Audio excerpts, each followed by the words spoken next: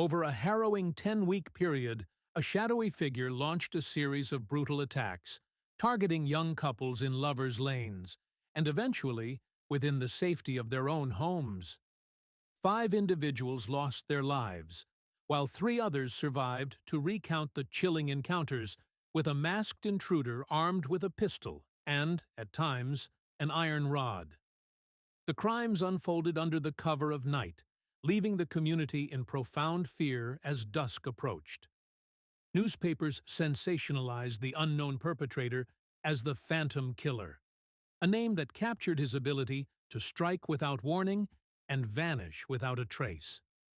Panic spread rapidly. Residents armed themselves, imposed informal curfews, and patrolled the streets, while law enforcement agencies, including local police, Texas Rangers, and the FBI, mounted one of the largest investigations of the era. Despite exhaustive efforts and a prime suspect, a career criminal named Ul Swinney, whose circumstances aligned closely with the timeline and whose wife's initial statements implicated him. The killer was never conclusively identified or brought to justice. The case remains officially unsolved, standing as Texas's foremost cold case.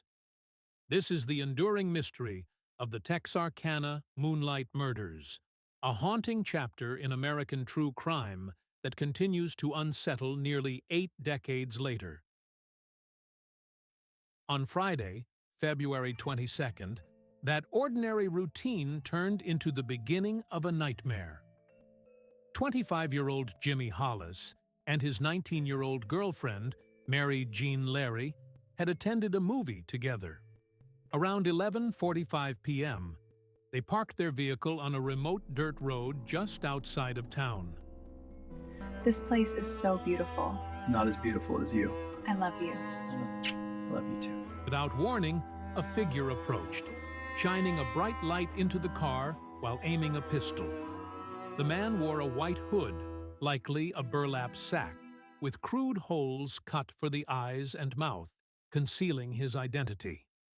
He ordered the couple out of the vehicle. Directing Hollis to remove his pants, the man then struck Hollis violently on the head with the butt of his gun, with such force that Hollis's skull fractured in 2 places. Hollis collapsed, unconscious, with blood pooling beneath him. Mary Jean Larry, terrified, attempted to flee. The attacker pursued her, tackled her to the ground, and sexually assaulted her using the barrel of his firearm. When approaching headlights appeared on the road, the assailant fled into the darkness. Mary, injured, ran to a nearby house for help. Hollis, regaining consciousness despite his wounds, staggered to the roadside and flagged down a passing car. Both were rushed to the hospital. Hollis remained in critical condition for nearly 2 weeks, while Mary recovered from minor injuries and profound trauma. The survivors provided the only descriptions of their attacker: a man approximately 6 feet tall, possibly young, with conflicting accounts of his race due to the mask and poor lighting. Law enforcement initially struggled to connect the assault to later fatal attacks. But this February night marked the first strike by the unidentified figure who would become known as the Phantom Killer. On the evening of Saturday, March 23rd, Richard L. Griffin, a 29-year-old Navy veteran recently discharged from service, and his girlfriend of 6 weeks, 17-year-old Polly Ann Moore, enjoyed a quiet dinner at a cafe on West 7th Street with Griffin's sister. Polly Ann, a recent high school graduate and checker at the Red River Arsenal, had begun building a future alongside Richard, a skilled carpenter and painter. They drove to a familiar spot, a secluded stretch of Rich Road, near the site of Club Dallas. It was a place where couples could find privacy beneath the moonlight. The following morning, between 8:30 and 9 a.m., a passing motorist noticed Griffin's 1941 Oldsmobile parked off the road. Upon closer inspection, authorities discovered a scene of unimaginable violence.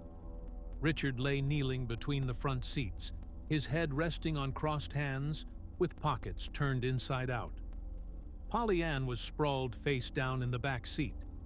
Both had been fatally shot in the back of the head with a .32 caliber weapon. Griffin had been shot twice. A single cartridge casing lay nearby, and evidence suggested the bodies may have been moved after death. This marked the first fatalities in a series of brutal attacks that would terrorize the region. The perpetrator, soon dubbed the Phantom Killer by local newspapers, had struck without apparent motive, targeting young couples in isolated locations under the cover of darkness. On the evening of Saturday, April 13th, 15-year-old Betty Jo Booker concluded her saxophone performance at a local VFW club event. A talented musician and popular student, she was picked up after by 17-year-old Paul Martin, a former classmate who had offered her a ride home. The pair departed around 1:30 a.m. and were never seen alive again.